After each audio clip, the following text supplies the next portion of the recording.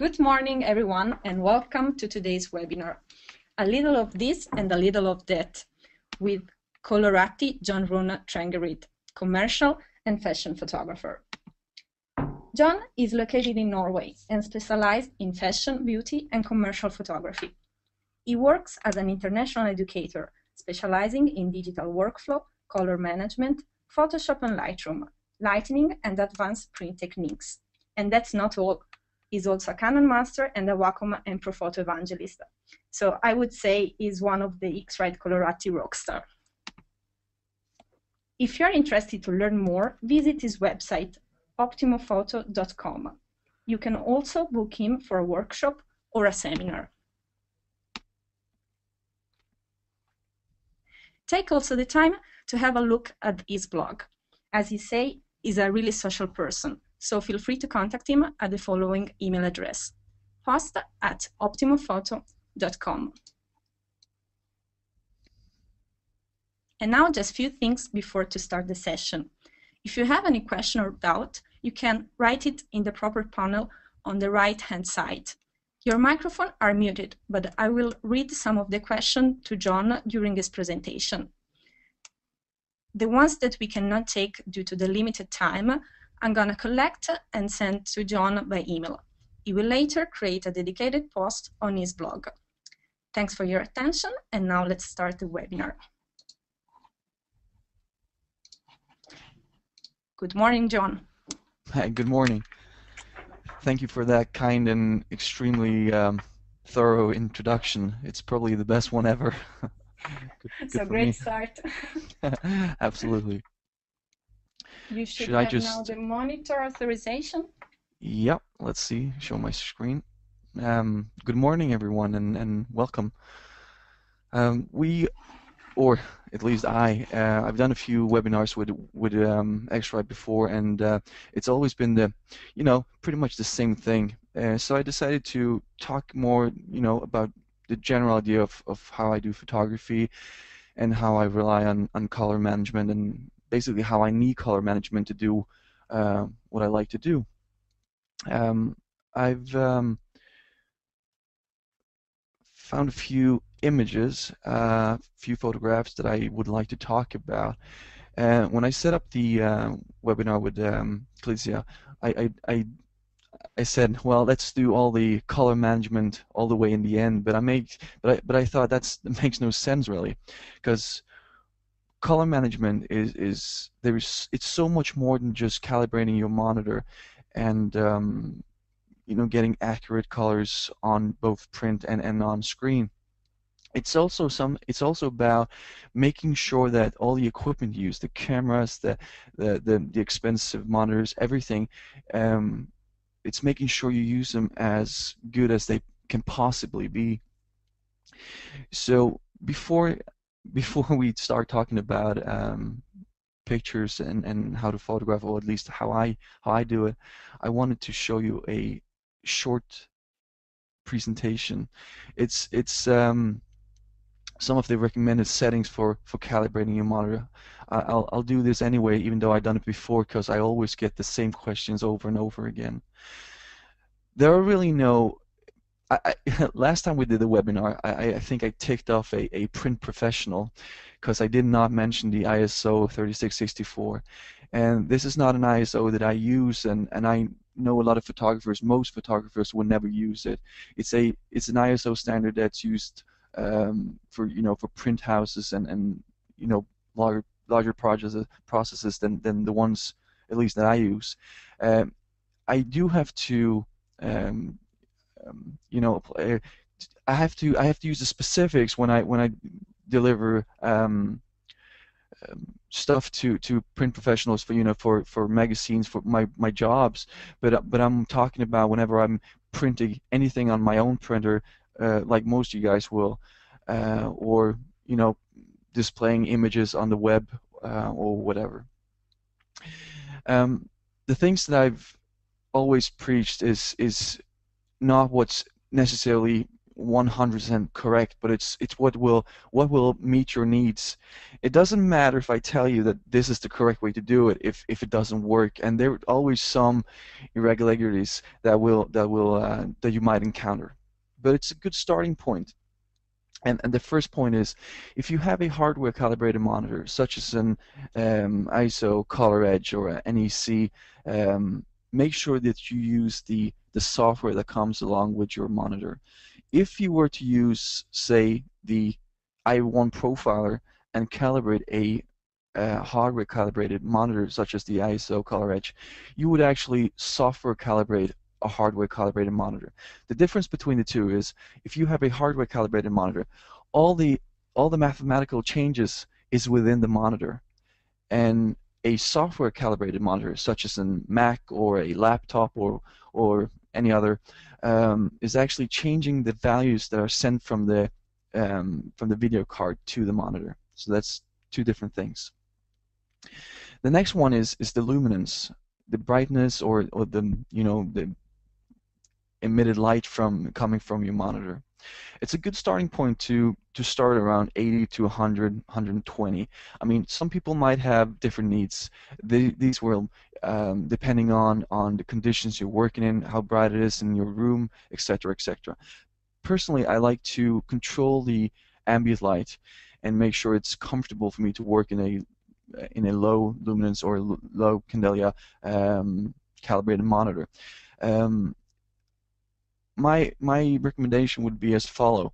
If you're one of those who only retouch or develop your images for personal printing, I would look to calibrate my monitor to somewhere around 80 candela, or a luminance of 80. If you are like me, both displaying images on the web and printing both in-house and also to sending images to large print houses, I would calibrate maybe to 100, somewhere between 80 and 100. Well, that's just bad English. 80 or 100. If you are a photographer that also does a lot of video and mainly puts your work out on the web, maybe 120 is better. I would prefer to have an image that would show brighter on the web, or rather than a image that would be too dark. I'll show you this later as an example. The white point should be set to 6,500 Kelvin. I know print professionals and the ISO standard 3664 states that should be set to D50, but more and more monitors are made to suit that, or to target the 6,500 Kelvin, and most photographers use this setting. So as far as I know, and as far as I think, it's the better choice. The last thing I'd like to mention is which container to use, the ICC4 or the ICC2. Even though the ICC4 is I said a better or a more or a mathematically better profile, I still recommend people to use the ICC2 container. And the reason for this is that some third-party software still has problems showing or actually reading or using the ICC4 profile. If I'm not completely mistaken, I think the ICC4 profile, it's the newer one, and I think it's about 10 years old, and still it's not perfect in use when it comes to third-party software. Basically, what happens, or what used to happen, especially in Lightroom, is that if you use the ICC4 profile, you could end up with pixels that are darker in the image, that are darker than what the lowest blackest point on your monitor can show, would actually pixel out. It would just turn off, and you could get a non-working image, or the graduation between the black points, they look strange. So using the ICC2 profile would not give you this problem at all, and there are, as far as I know, no reason why a an amateur or a professional photographer who mainly prints her own or his own images should use or would benefit from using the ICC4 profile. There are John, no. Yes? we have the first question. Oh, cool. Is it fine to take it now? Yeah, absolutely. Okay, so one of our attendees is asking, what if this value could not be reached? I have a Pro laptop, reaches maximum 60 candles per square A meter. laptop. Yeah, I is this think going to produce overexposed images?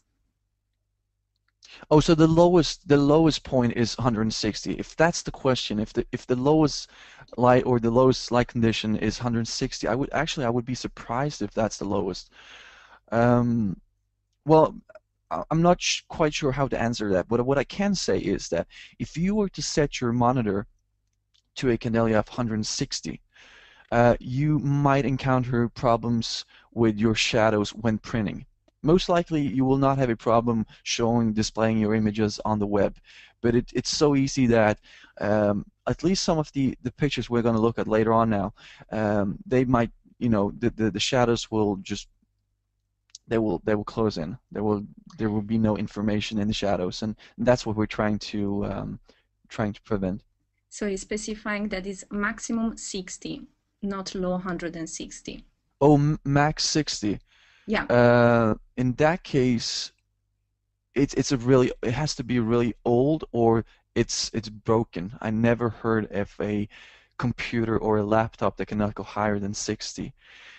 What you could do is try to reset or remove the calibration. If you have calibrated your monitor, try to remove it back or set it back to factory default and then recalibrate it. Some monitors, I don't know if you know, but some monitors can be adjusted by using the function button, and they also have a brightness, sometimes one of the F buttons. Just make sure that's not the factor, that it's not set correctly. If it's set to 60, that's extremely low. I don't think you would have any huge problems, but you might up ending not displaying your images on the web as you would like. I prefer this person to contact me after, and I can hopefully help them out. Okay. So how do we do this? It's depending on what device you have. I have connected an X-Rite i1 Display Pro. This is the one that I use for calibrating my monitors. Even though I have the i1 Pro 2, which is the high-end solution, it's too complicated just connecting that to the monitors. This is so easy to use the i1 Display Pro. So if we go into the i1 profiler, a lot of people ask me, should I get the i1 the Color Monkey display, or should I get the i1 display? I recommend most people to get the i1 Display Pro, and the reason for that is you will get the same software, the same professional software that the high-end devices use. You have more options and you have more control over your calibrations. I've connected, as you can see, let's see here, I connected the i1 Display Pro. And as always, when I'm calibrating my monitor, I hit the advanced radio button and go into profiling.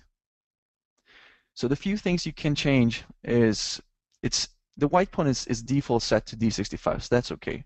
The luminance is default set to 120. I personally think that's too bright, as I stated. But the thing is, when I'm calibrating my laptop, which I never use for critical work, it's just browsing and shooting tethered, so I sometimes set this to 120 as well, or 100. 120 is fine now. As you can see, the ISO setting 3664 is 160 Candelia, but it also states that the prints you're viewing has is lit with a lux of 2000, which is quite high. So 80 is perfect for printing. 100 is fine, and 120 is absolutely acceptable. The next thing you can do, which is really cool with this software, is you can set the contrast ratio. If you set native, it will calibrate your monitor and give you a contrast ratio which is as huge or as big as possibly can be done with your specific monitor.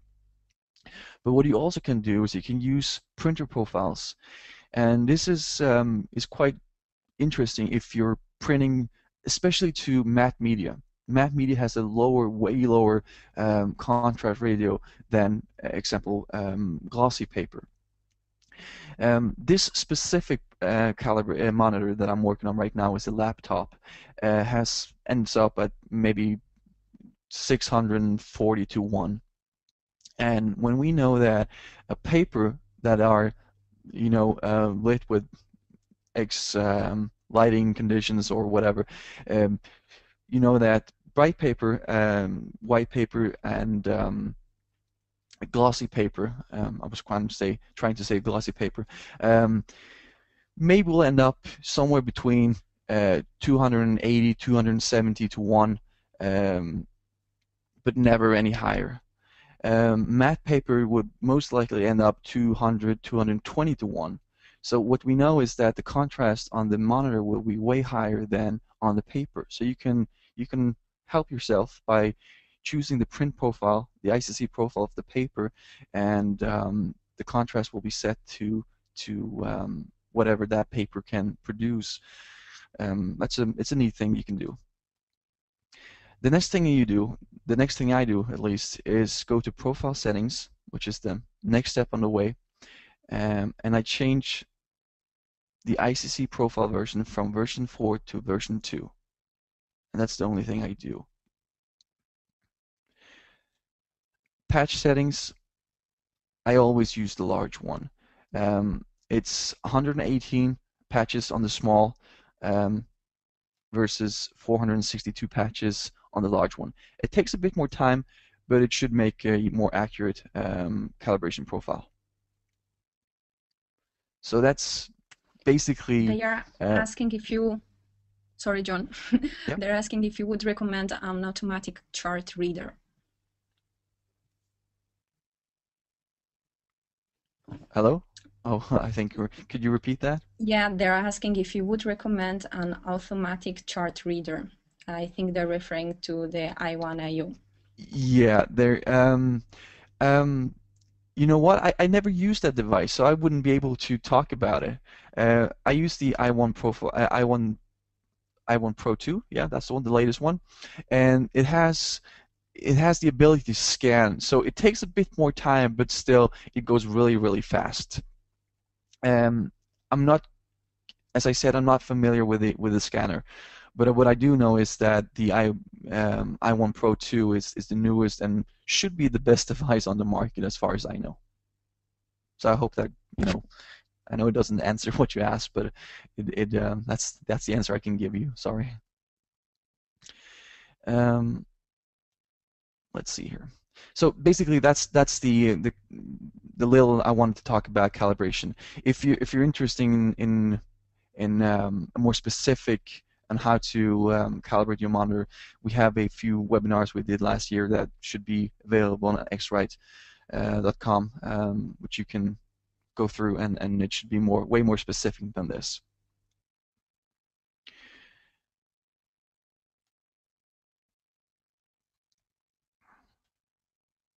Okay, let's go over to the photography part. So I heard a lot of some people say that, okay, I see on communities, photo communities and stuff like that, I'm a numbers guy, and oh no, I'm not a numbers guy. I'm just do things by feeling and blah blah blah. The point is, as long as you're a digital photographer, you're a number guy, no matter what. It doesn't matter if you use numbers; it's still numbers. If you do things just by by the eye, it's still numbers, and that's important to know. You can also be one of those who only uses numbers, which I would not recommend. You still have to have that that human touch and say, okay, does this really look good, or should I tweak it, or should I go a different way? But the numbers is still there. Um, my main reason for calibrating the monitor is, of course, making sure there's no color cast, but also setting the contrast correctly and making sure the black point is where I want it to be or where I need it to be, which is most likely as low as possible.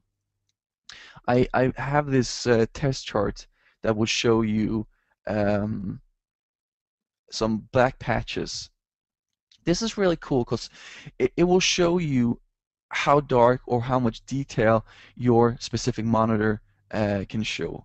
Depending on what monitor you're working on right now and watching this on, and how it's calibrated, you'll probably see this a bit differently than I do. But most people should be, without no problem, able to see the 888 patches or the patch and going up. If To be quite honest, on this monitor, I can barely see the 4.4, and I really have to look closely. And the 2.2 is the same as the 0.0. If I were to be in my office or in my studio working on my pro monitors, I would see the 2 patch quite clearly, or not the color, but I would see the contour of it. You can download this from there. I mean, there are millions of them on the web, so just get one or make one yourself. I think you're seeing the patches, how it's done. It's really simple, and it's informative on how your monitor um, um, works in showing black. I'm talking like a lot about shadows, and that's because the images we're looking at will. I think it's easier to create a high-end or a high-key photo, and making sure that people on the web see it as closely as you do. Doing the same thing with a low-key image is way harder. There are so many factors that easily will affect on how people see your image. Okay, so I got a few pictures. I got this one right here that I want to talk about. This one right here, and this one. And I have two which are portraits. One of Gary Durham of CSI, and this one is a chef. And I have this one. I've made a setup just to show you how I lift the pictures and how I do that. Um, this image is what I call is an easy image. A lot of people ask me, is it shot in a studio or is it on location? And it's on location. But I wanted it to look like it could have been shot in studio, but it's not. Why I wanted it, I don't know. I think it's cool, but that's just me. I said that I lit it this way. I used a really huge umbrella. It's a Profoto 165 centimeter umbrella, really huge. And from the back, I set a beauty dish, only to make sure that we had a few highlights touching her. I could have used a softbox if I wanted more. I could use, just a standard reflector, but I wanted to focus in on the top of her and making sure that the metal down here had some highlights, just to separate her from the background. When working on an image like this, it's not what I would call it's not a challenging image when it comes to color management. There are no really saturated colors. There are no really dark points. Nothing that really grows together. So this is what I define as an easy image to work on. If we were to go to this image, this is much harder. The setup is simpler. It's way simpler. It's one huge 5-foot octa, which is set approximately like this, really close to the model. And the setup is easy. I can do an image like this in a few minutes, but it's harder to make sure that it prints correctly, and it's harder to make sure that people on the web see it the same way you do. Actually, when I looked at this image, and I saw it on my laptop. It was quite a drastical difference from the monitor that I usually work on. But it's not that it's something I can live with, and that's the main thing you're after. As long as it's acceptable within your tolerance of changes, it's okay. So why is this harder? Well, first of all, I really wanted this background to go really dark, but I wanted to be detailed. And I have a second computer next to me, and I can see that this is a an old MacBook Air, and I see it looks completely different. It actually looks a bit lighter. But what I want to do is make sure that it looks as it's a black background, but it's a gray one. It's a really dark gray, and I want the details, um, making sure he's really separated from the background, while his face is almost growing into the shadows. Um, as you can see, there's no saturated colors, uh, so it's easy to make sure that it print well, color-wise, but making sure that the shadows don't grow um, completely dark it's a challenge. What I can do is I can use the soft proofing in Lightroom. If I turn it on, you see I have a few profiles that I use. I prefer to use the paper I use mostly when printing is the Canson Infinity. It's a paper that I grew tremendously in love with like a year ago. I've been using papers from Harman and Hahnemühle and Ilford, but this paper is my personal favorite ever. It has a really large gamut, and it controls the colors and the contrast on a really in a really nice way. If we were to set the soft proofing to the Barita paper, as you can see when turning on and off the information here, there's some flickering that has nothing to do with actually the profile. But as long as I'm displaying the image the way that I made it, it's fine. You see no warnings. If I were to increase the saturation, oops,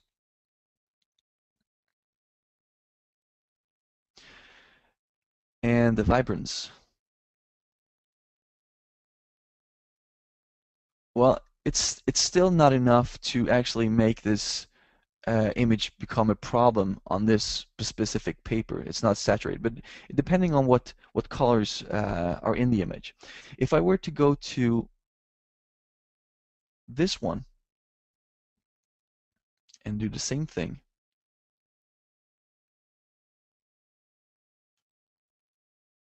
you can see that this area and some areas on her skin is it's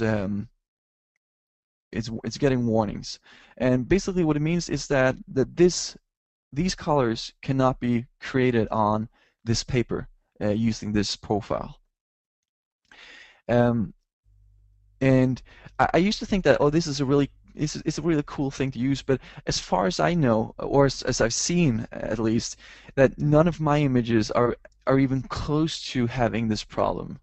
So printing to the media you want is more about making sure that you're within the tolerance of the paper. I'm talking about a lot of things at the same time. Now I know that, but I just wanted to show that this is a setting you can use.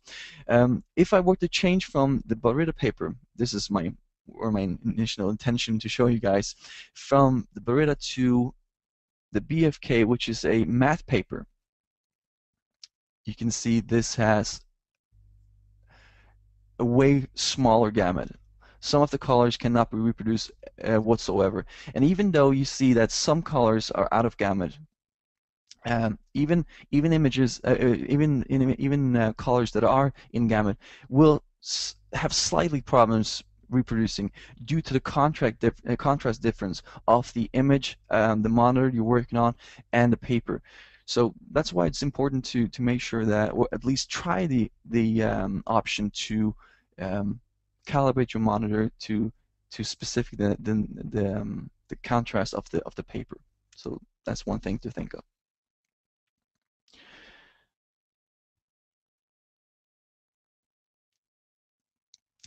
when I have a photograph like this, I do not use numbers. I could use numbers, and if I were to open this specific photograph in Photoshop,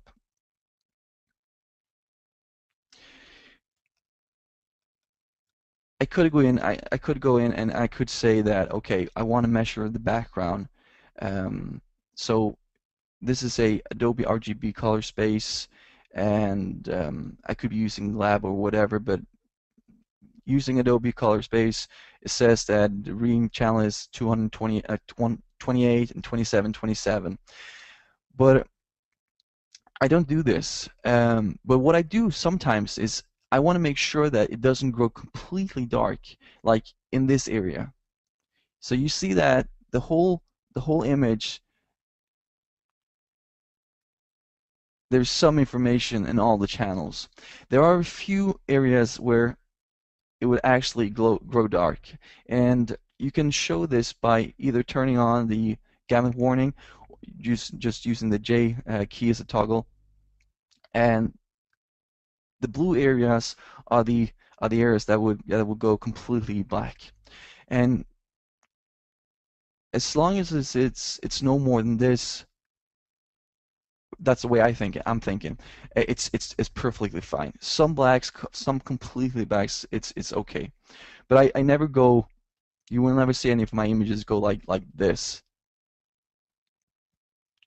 because it's not that it's not nice. It could be really nice, but it's hard to control when I'm printing.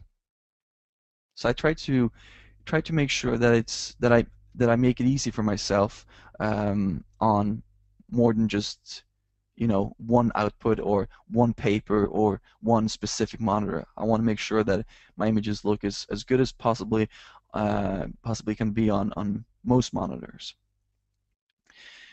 Um, when I started out, I was really impressed by, there's so many different types of lighting. There's so many ways of lighting images. But I see that even though I started out using a lot of flashes and, putting them everywhere and making highlights and rim lights and whatever, I tend to go back to the simpler, like one or two strobes or more than just one time. This one is set, as I said, with one octa. It's a huge octabox, makes gradient shadows, soft shadows, but the contrast is still high. And I think it's important that you think of shadows, hard and soft shadows, and contrast as two different things. See, to define a soft shadow or a hard shadow would be how gradient it is. And as you can see, even though it's really dark right here, you can see the shadows in this area. They kind of tune out, and it's going from dark to light in a soft way. And the contrast would be the darkest point compared to the lightest point. What would rather be his color right here.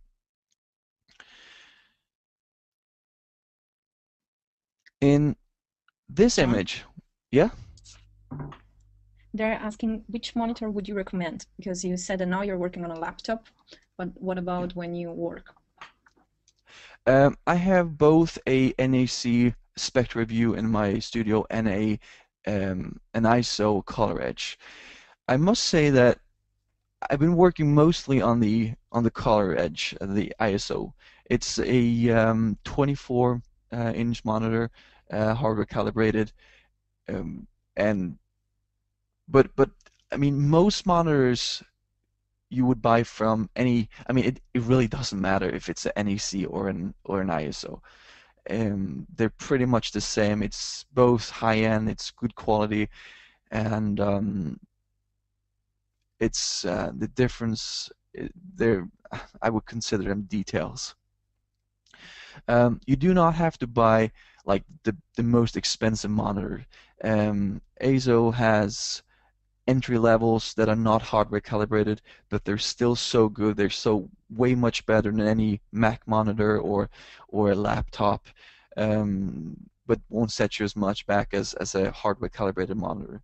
Um, if we, Galicia, we'll keep that question, and I'll make sure that I'll link to some monitors on my on when I'm answering the Okay, questions on my blog. perfect. And if, yeah, as long as I use my laptop whenever if I have a shoot and I want to go home. We work long days. I might sit on the sofa and just browse through what I've done.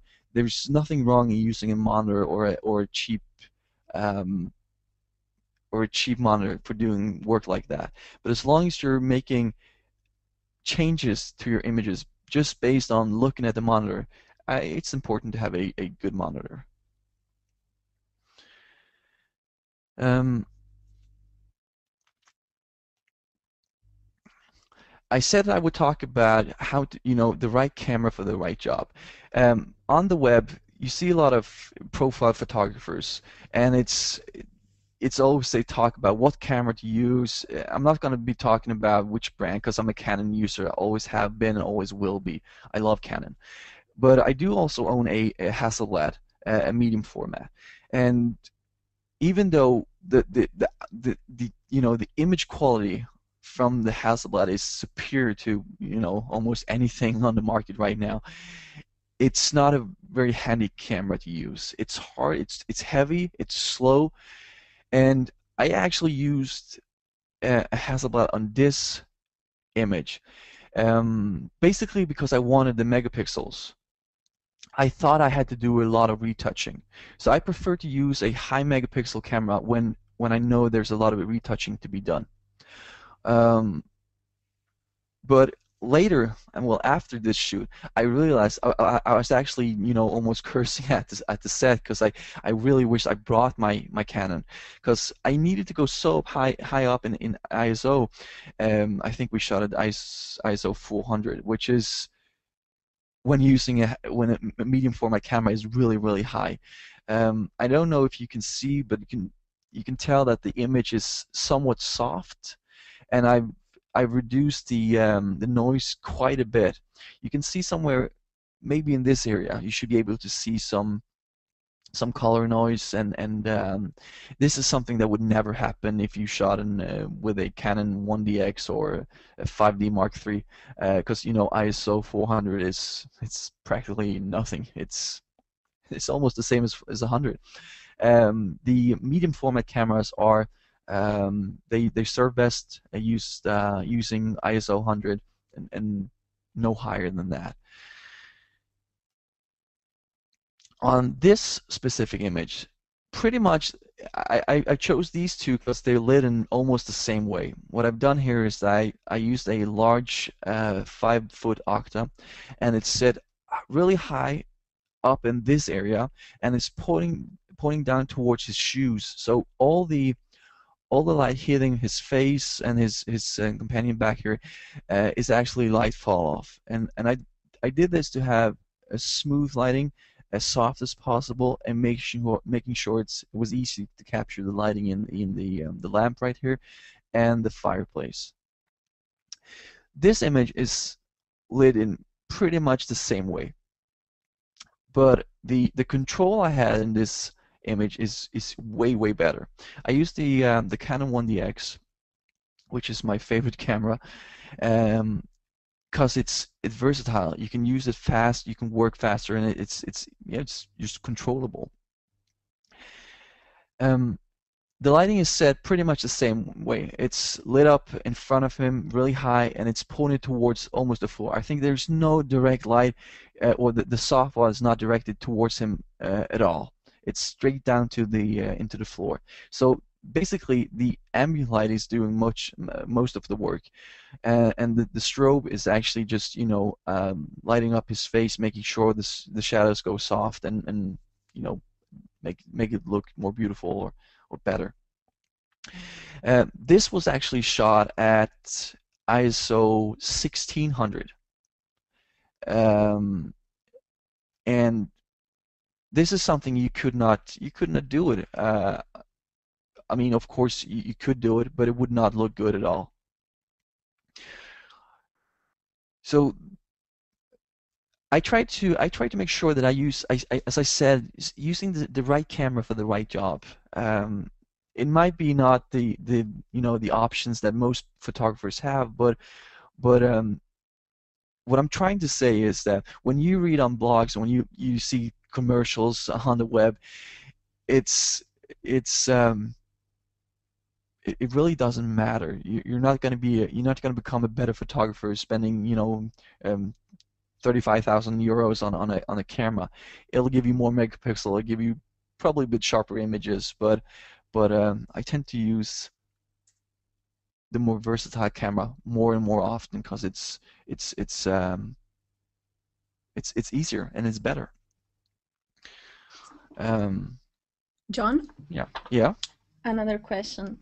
So, do you prepare the light scheme in advance or just when you arrive in the location of the shooting? Could you ask that again? Yeah, so they're asking if you have already in your mind if you prepare the light scheme in advance or Oh, just when you arrive in the location of the photo shooting. that was a really clever and a really cool question. I always, in my webinars, we mostly get questions about technical stuff. That's what people always ask. Um, Most times I have an idea. I have an idea on how I want to present that person. If it's a bit different when I'm lighting or if I'm shooting a portrait like this one. And it's way different when I'm shooting this one, which I was hired to do as a commercial job, which were to use they were used in a presenting portfolio on the web and etc. He's a chef, a well-known chef, I think at least. Um, so I had basically all the time that I needed. This one was quite different because Gary Durham is a star, and we were told we had 10 minutes. Um, in 10 minutes, you don't want to fail. You wanted to, I don't know, be as best as you possibly can. And the funny thing is, I had everything set up, and I set it up the way I thought it would be best. And when he came, his manager actually told me, well, you don't have 10 minutes, you have 10 exposures. After 10 exposures, we stop you. And that was like, okay, interesting. I was not shooting him for him. I was shooting him for the jewelry he was wearing. He was visiting Norway, and they wanted him to show off some jewelry for a designer. So we had 10 exposures, and if I were, you know, if I were not sure on what I was going to shoot, how I was going to do it, that would be definitely a problem here. So yes, most times I have a clear idea on how to light it, and sometimes, of course, we change it because it might not work or not work the way I intended, or maybe the client doesn't want it after all. Maybe they thought about it. But as a general idea, and this is a tip that I think at least a lot of young photographers and aspiring photographers they think of is that when you shoot, make sure that when you look at your images after you shot them, your feeling should not be, oh, this looks good. It should be, ah, just what I thought. And if you can accomplish that, you're definitely going somewhere. So make sure your own lighting, your own work is not a surprise to you. It should be something that comes natural, and you should be um, secure enough to say that yes, this is just the way I imagined it. I mean, sometimes you always get that surprise, and you always something changes, but at least as a general idea, that should be the starting point. Shooting fashion is quite different because when we have a portrait like this, we can control the both the posing, the person, and the environment. In fashion, sometimes we have more movement. There's more factors depending on a lot of things. Um, like this one we did. Um, it's not a complicated shot and it's not a complicated lighting, but what is complicated is this is a composite of 3 or 4 images. Um, we wanted to make sure the hair was perfect, the head posing, um, and so in this image I've set up lighting like this, which is it's a pretty similar setup used in many fashion shots and photographs. We have one strobe hitting the back. It's just making sure that it doesn't go all gray, but I don't want it all white. A lot of people ask me, what are the settings? What are the strobe settings? And I see that especially in American blogs, photo blogs, they have a tendency to say okay, the strobe was set to 1/64th or 1/28th. I'm sorry, but that tells you absolutely nothing. So 1/64th, 1 meter or 3 inches or 3 feet from the wall will give you one output. If you have 1/64th, the strobe set to 1/64th power, and you move it 3 meters back, it's going to give you a completely different effect. So what's more important is make sure if you're asking a photographer how he actually lit it and you want to know how the settings were, you need to ask about the f-stops. And I think that the reason a lot of people say I set it to 1/64 or 1/28 is because they don't use a light meter, so they wouldn't know. They wouldn't know what the effect on or the f-stop on the wall would be. We're talking about a lot of things, so let's talk about light meters as well. I would never do any job without using my light meter. I think it's the most essential tool I have, except from the camera. The reason I do this is, one, I want to get exposures that are, as perfect as possible, but I also want to be able to go back later on and see how did I light that image, how was it done. If I want to reproduce it, it'd be so much easier when I know that the wall was exposed at, say, 5.6, the model was exposed at f8, the rim light from the back was exposed at, whatever, instead of, okay, so I set it to this power, but how far from the model. When you use the f-stops as a guide to how to expose or how to power your strobes, you're not as bound to placing the strobes in the exact same position as you did the last time. And this is important if you're shooting a corporate corporate portraits.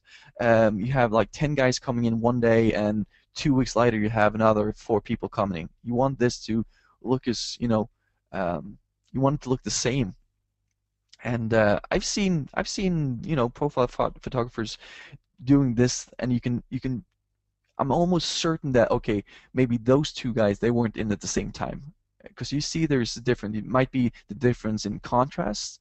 So that might be that maybe the rim light was set closer to the subject the second time or the first time, or maybe the power on the back on the backdrop is softer or it's harder. So there's many factors that applies when doing this. But using a light meter will give you the most accurate exposure, and it would make it easier to reproduce that same setting in a different environment or in the same environment just in a later time.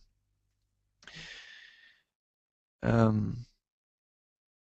know I'm talking a lot. I actually have a tendency to forget about time when we do this. Are there any more questions to what we've been talking about, or are No, we, it seems they're really concentrate on your explanation, John. or really bored? I don't know. No, I can see who is watching at the monitor and who is not, so I'm telling you the truth. As Calicia told you in the beginning, if you guys have any specific questions later on, or if you wake up and, oh, I wonder about this, feel free to contact me. I usually answer all the questions I get, maybe not right away, but I always do. And before, John, when you mentioned about the other 3 webinars you did with us on color management, I copy and paste the link, so you have it in the chat. If some of you have it hidden, you can open it and click, and you have directly the page. Yeah, I've received some questions on these webinars as well, so maybe they're not quite perfect, but at least they'll explain the calibrating process a bit better than what we intended to do today. And this was just superficial, really. But my intention was to show that everything is connected. You cannot try to make something perfect and say, well, this is not important or this is not important. Everything is connected. As long as you're shooting digital, the monitor, the way you light, the way the camera records, everything is connected, and it's all about the numbers. The strobes or the lighting will affect how the camera is exposed. The exposure will affect on how you develop your raw file. The monitor will affect how you view and how you determine on how to actually develop your model. So everything is connected. And color management is probably the one most important thing that any photographer should take caution to really learning, and not just frown upon it and say, oh, whatever, I don't care. There's so many saying I don't care about the technical stuff, but shooting digital is actually really technical, and as long as you can accept that, I think it would be easier to develop as a photographer and enjoy um, all the different options you have when shooting. I should end the webinar just by talking a few minutes about the output.